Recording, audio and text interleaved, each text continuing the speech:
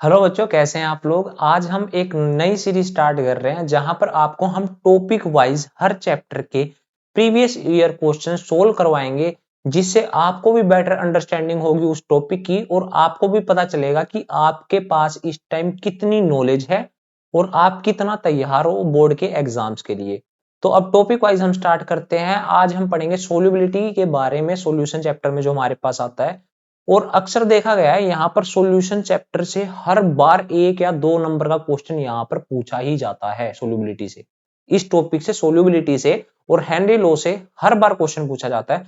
तो मैं सबसे पहले आपको थोड़ा सा सोल्यूबिलिटी और हेनरी लॉ के बारे में बता देता हूं, ताकि अगर आपने रिवीजन नहीं भी करी तो आपको एक बार रिकॉल हो जाएगा, जिसके बाद आप आसानी से क्वेश्चन को अटेम्प्ट कर पाएंगे और आपको भी समझ आएगा कि आपके पास इस टाइम कितनी नॉलेज है इस टॉपिक के रिगार्डिंग। तो बेटे सोल्यूबिलिटी की बात करते हैं हम सबसे पहले, सॉलिड इन लिक्विड। ठीक है बेटे, सोल्यूबिलिटी क्या है। सोल्यूबिलिटी वो अमाउंट है, एक मैक्सिमम अमाउंट जो डिसोल्व करी जा सकती है एक स्पेसिफाइड अमाउंट ऑफ सॉल्वेंट के अंदर और एक स्पेसिफाइड टेम्परेचर के अंदर। कहने का मतलब क्या है बेटे, अगर मैं एक गिलास में 1 चम्मच चीनी मिलाऊं और एक मैं टंकी में मिलाने लग जाऊं, तो ऑब्वियस है कि टंकी के अंदर तो ज्यादा ज्यादा सोल्यूबल होगी ना, और गिलास के अंदर बेटे कम ही सोल्यूबल होगी। तो वहां क्या करें हम, जब स्पेसिफाई कर दे कि भाई इतनी ही अमाउंट है और उस अमाउंट के अंदर मैक्सिमम कितना हम सोल्यूबल कर पा रहे हैं अपने सोल्यूट को, वो मेरा क्या है बेटे, सोल्यूबिलिटी है। और टेम्परेचर भी क्या रहना चाहिए बेटे, स्पेसिफाई, मतलब सेम टेम्परेचर पे ही चेक करना है। तो उस टेम्परेचर के अंदर एक स्पेसिफाइड अमाउंट और स्पेसिफाइड टेम्परेचर के अंदर देखेंगे हम कितनी मैक्सिमम अमाउंट सोल्यूट की डिसोल्व हो रही है एक सोलवेंट के अंदर, उसको हम बोलते हैं सोल्यूबिलिटी बेटे। ठीक है, सोल्यूबिलिटी भी हमारी फर्दर 3 फैक्टर्स पे डिपेंड करती है। सबसे पहला फैक्टर हमारे पास क्या है, सबसे पहला फैक्टर है nature of solute and solvent. और इसमें सबसे पहले क्या है बेटे, लाइक डिसोल्व लाइक। मतलब अगर मेरे पास पोलर सोल्यूट है, वो पोलर सोल्वेंट के अंदर ही डिसोल्व होगा। जैसे मैं बात करूं NaCl एक पोलर सोल्यूट है और वो मेरा वाटर भी एक पोलर सोल्वेंट है बेटे। वाटर का ऐसा सोल्वेंट है, पोलर सोल्वेंट है। तो like dissolve like, polar polar में होंगे और नॉन पोलर में डिसोल्व होंगे बेटे। सेकंड फैक्टर क्या है हमारे पास सोल्यूबिलिटी का, सॉलिड इन लिक्विड, वो है इफेक्ट ऑफ टेम्परेचर। जब मैं सोल्यूट को सोलवेंट में मिलाता हूं तो मेरे पास 2 तरीके के प्रोसेस होते हैं, या तो मेरी हीट निकलती है या मुझे हीट देनी पड़ती है। ठीक है, अगर मेरी हीट निकलती है तो बेटे उस प्रोसेस को बोलते हैं एक्सोथर्मिक, मतलब हीट क्या हो रही है, एग्जिट हो रही है, तो उसको क्या बोलते हैं बेटे, एक्सोथर्मिक। और जहां पर मुझे हीट देनी पड़ रही है उसको बोलते हैं एंडोथर्मिक। बेटे अब यहाँ पे क्या हो रहा है, यहाँ पर मेरे पास सोल्यूट है, सोलवेंट है, और यहाँ पर जब मैं इनको मिक्स कर रहा हूं ना, मेरी हीट निकल रही है। मेरी हीट क्या हो रही है, निकल रही है बेटे। अगर मैं इसको टेम्परेचर दूंगा, मेरी हीट वैसे तो निकलनी चाहिए, लेकिन अब मैं इसको टेम्परेचर दे रहा हूं और तो मेरी हीट निकल ही नहीं पा रही। तो जैसे ही मैं टेम्परेचर इंक्रीज करूंगा ना बेटे, ये प्रोसेस हो ही नहीं पा रहा। तो क्या हो रहा है यहाँ पे, सोल्युबिलिटी क्या हो जाएगी, डिक्रीज हो जाएगी। क्यों हो जाएगी बेटे, हीट तो निकलनी चाहिए, हीट निकलने ही नहीं दे रहा, मैं उसे और टेम्परेचर दिए जा रहा हूं। अब बेटे यहां पर देखो, तो बेटे अब एंडोथर्मिक प्रोसेस की अगर मैं बात करूं, इसको क्या चाहिए, हीट चाहिए। अब मैं इसको टेम्परेचर दूंगा, मतलब हीट दे रहा हूं ना, अगर मैं इसे टेम्परेचर दे रहा हूं तो ये और जल्दी सोल्यूबल होगा, और जल्दी सोल्यूबल होगा। बेटे यहां पर क्या हो रहा है, टेम्परेचर इंक्रीज कर रहा हूं तो यहां पर हीट निकलनी चाहिए, लेकिन मैं हीट नहीं निकलने दे रहा, हीट निकलने ही नहीं दे रहा। तो टेम्परेचर, सोल्यूबिलिटी क्या हो जाएगी बेटे, डिक्रीज हो जाएगी टेम्परेचर इंक्रीज होने के साथ। अब यहां पर क्या चाहिए, टेम्परेचर चाहिए। अब मैं इसको टेम्परेचर दे रहा हूं तो सोल्यूबिलिटी भी क्या हो रही है, इंक्रीज हो रही है। बेटे थर्ड पॉइंट है प्रेशर।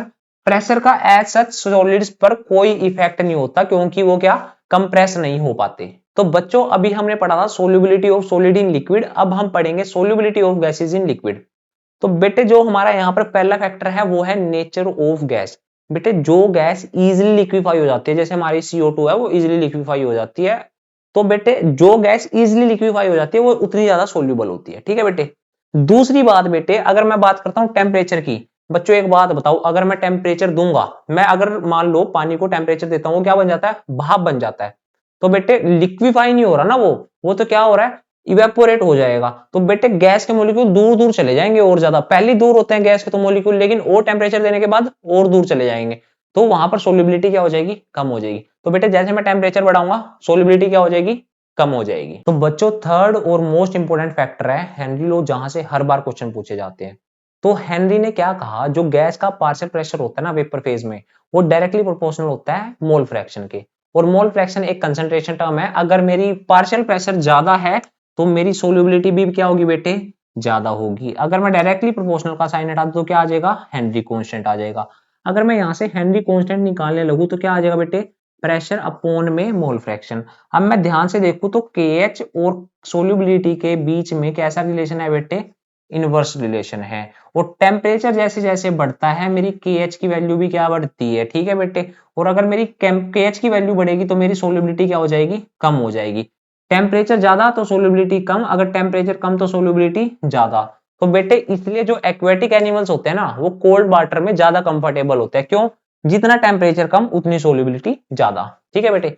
एक और चीज आती है मेरे पास, अगर जैसे जैसे मैं हाई एल्टीट्यूड पर जाता हूं ना, मेरा प्रेशर क्या होता रहता है, डिक्रीज होता रहता है। और मैंने अभी देखा प्रेशर अगर डिक्रीज होगा तो सोल्युबिलिटी भी क्या होगी बेटे, डिक्रीज होगी। इसलिए जैसे जैसे मैं ऊपर साइड जाता हूं ना, माउंटेन्स पर क्लाइंब करता हूं, तो मेरे अंदर सोल्युबिलिटी क्या हो जाएगी, गैसेस की कम होगी, तो ऑक्सीजन कम जाएगी, जिसके कारण मुझे एनोक्सिया की प्रॉब्लम हो सकती है। मतलब मुझे तो नहीं, जो जहां ट्रेवल करते हैं ना क्लाइंबर होते हैं, तो वहां पर सोचने समझने की क्षमता खत्म होने लगती है ऑक्सीजन की कमी के कारण।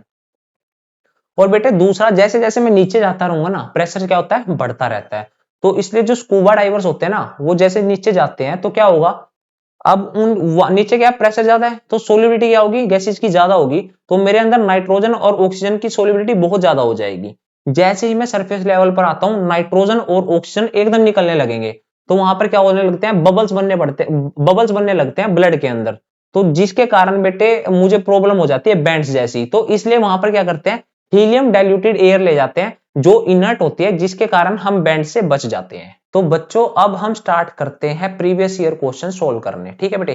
पहला क्वेश्चन मेरे पास क्या है, value of Henry constant increase with decrease in temperature, decrease with increase in temperature, increase with increase in temperature, या रिमेन कांस्टेंट।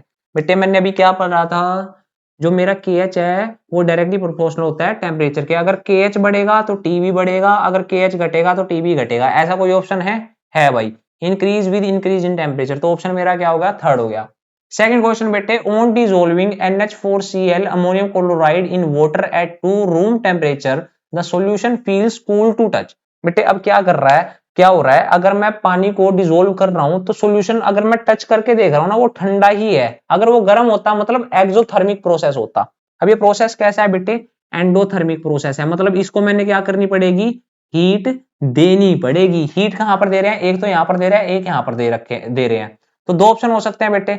अब दूसरी बात बेटे, मेरे पास मान लो एक बूरा है और दूसरी चीनी है, जल्दी कौन घुलेगा, पूरा घुलेगी ना बेटे। तो यहाँ पर पाउडर्ड सोल्ट जल्दी घुलेगा हॉट वाटर में। तो बेटे मेरा ऑप्शन क्या हो जाएगा, बी, ठीक है बेटे। तो बच्चों नेक्स्ट क्वेश्चन क्या कह रहा है, low concentration of oxygen in blood and tissue of people living at high altitude. जो लोग हाई एल्टीट्यूड पर रहते हैं बेटे, उनकी कंसंट्रेशन कम क्यों होती है ऑक्सीजन की ब्लड एंड टिश्यू में, बेटे क्यों होती है, अभी हमने पढ़ा। जैसे जैसे हम ऊपर जाते रहते हैं प्रेशर क्या होता रहता है, कम होता रहता है। अगर प्रेशर कम होगा तो सोलिबिलिटी भी क्या होगी, कम होगी। अब यहाँ तो हाई एटमॉस्फेरिक प्रेशर है, ये तो हो नहीं सकता। ये लो टेम्परेचर पे भी हमने पढ़ा सोल्युबिलिटी बढ़िया होती है।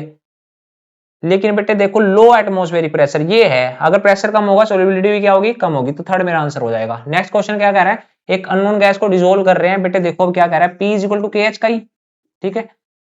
P क्या है मेरे पास, प्रेशर दे रखा है 2.5 बार। KH की वैल्यू मुझे नहीं पता, K की वैल्यू कितनी है 0.04।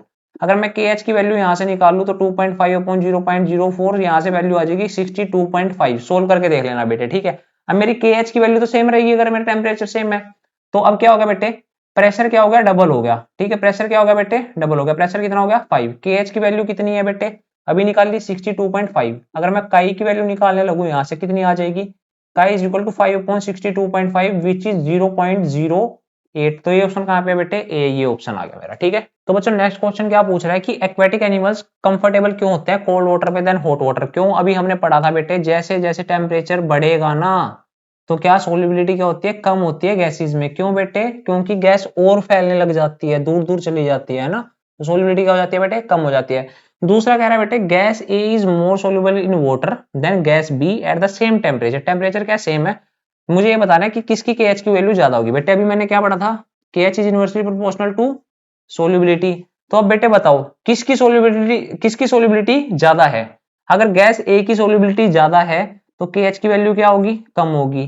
ठीक है, तो बेटे जो मेरी गैस भी है ना, जो मेरी गैस भी है इसकी KH की वैल्यू क्या होगी, ज्यादा होगी। ठीक है, तभी तो सोल्युबिलिटी मेरी कम होगी। तो मेरी गैस की जो मेरी बी की वैल्यू है वो KH की क्या होगी, ज्यादा होगी। ठीक है, तो बच्चों ये है बोर्ड वालों का सबसे इंपॉर्टेंट क्वेश्चन, हर बार लगभग पूछ ही लेते हैं। तो बेटे हेनरी लॉ अब तो आपको हल्का लगेगा ना बहुत, है ना। जो पार्शियल प्रेशर होता है गैस का वेपर फेज में वो डायरेक्टली प्रोपोर्शनल किसके होता है, मोल फ्रैक्शन के। एप्लीकेशन के बारे में बेटे मैं आपको बता ही चुका हूं कि स्कूबा डाइवर्स जो अपने टैंक में डाइल्यूट क्यों करते हैं हीलियम को, है ना। एनोजिया के बारे में मैंने आपको बता दिया है, जब हायर एल्टीट्यूड पे जाते हैं पार्शियल प्रेशर क्या हो जाता है, कम हो जाता है, जिसके कारण जो हमारे अंदर ऑक्सीजन की कंसंट्रेशन है वो क्या हो जाती है, कम हो जाती है, जिसके हमारे सोचने समझने की क्षमता क्या हो जाती है बेटे, खत्म हो जाती है। ठीक है बेटे, बस यही थे हल्के हल्के क्वेश्चन।